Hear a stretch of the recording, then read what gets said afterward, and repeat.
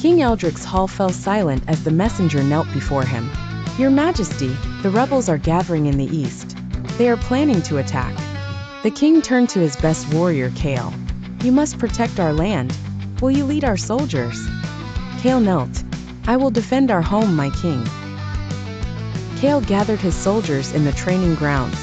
They sharpened their swords, fixed their armor, and practiced fighting. "We fight for our families, our homes.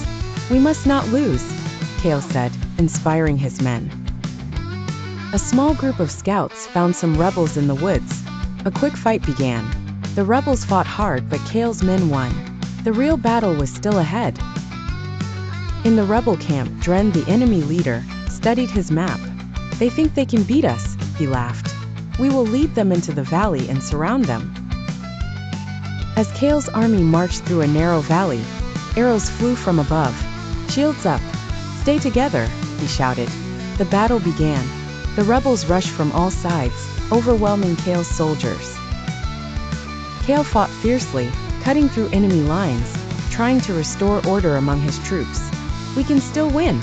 Keep fighting," he urged his men. Just when all hope seemed lost, a war horn sounded. The king's cavalry rushed in, attacking the rebels from behind.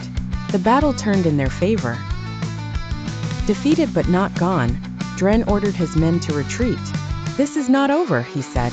But deep down, he knew his forces were too broken to fight again. That night, Kale and his men sat around the campfires. "Tomorrow we finish this," he said. The men nodded, exhausted but ready. At dawn, Kale led his army to the rebel camp. The remaining rebels, weary and leaderless, surrendered without a fight.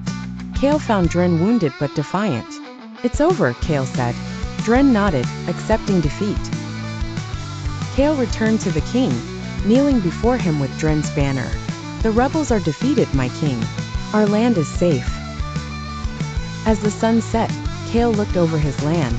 He was a warrior, always ready to protect his people, but he longed for peace. For now he could rest, knowing he had fulfilled his duty.